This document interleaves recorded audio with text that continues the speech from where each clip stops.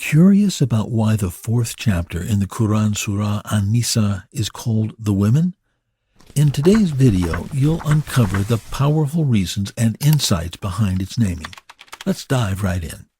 Session 536, Surah An-Nisa, The Women, an Introduction.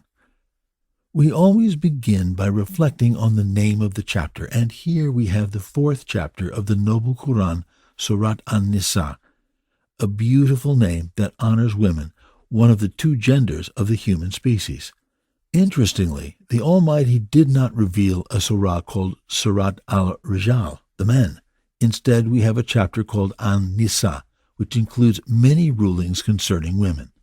Women's rights and responsibilities are not only discussed in this chapter, but also elaborated on in Surah Al-Ma'idah, Surah Al-Ahzab, Surah Al-Mujadilah, Surah Al-Mumtahina, Surah At-Talaq, and Surah At-Tahrim, namely chapters 5, 33, 58, 60, 65, and 66, respectively.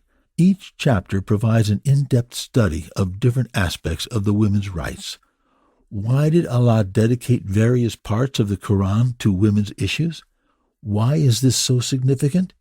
Because women are the vessels that carry and nurture humanity. Men's role in life involves engaging with various aspects of the world, striving and working hard to provide. Men toil the land to grow crops, raise animals to provide food and clothing for their families, and utilize the earth's resources for building and mining. In general, life can be categorized into four main types: inanimate objects, plant, animal, and human life.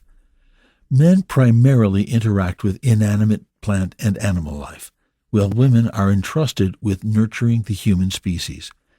Isn't it a tremendous honor that Allah has given to women? Consider this scenario. You're walking down the street and see your neighbor's house on fire. With only a few minutes to act, would you save the houseplants, the house pet, money, and jewelry, or would you rescue the child in the house? Allah has entrusted women with the most precious responsibility. It is both a great honor and a monumental task. Let's look at the early stages of life across different forms. We find that plants and animals have relatively short childhoods.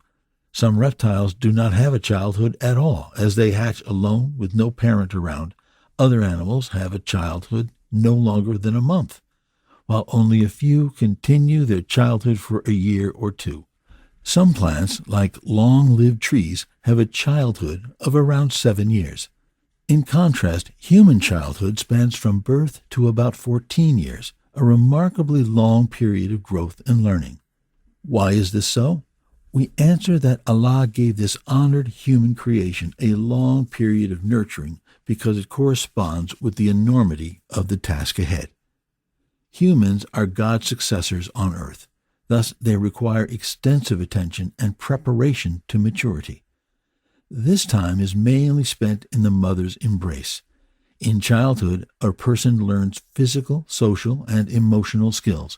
A baby closely watches the mother and mirrors her behavior.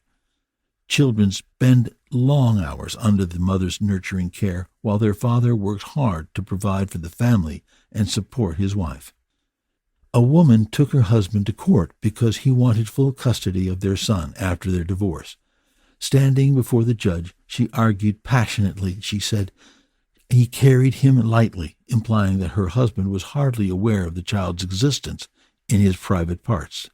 She went on, "He placed him out of lust, while I carried him as a heavy burden, reluctantly, and delivered him into this world in pain and agony." A man said to Abdullah ibn Umar, may Allah be pleased with him, "I carried my aging mother on my back from Khorasan until I completed the Hajj pilgrimage with her. Do you think I have repaid her and honored her rights?" He replied, "No, not even for a single contraction she suffered during childbirth."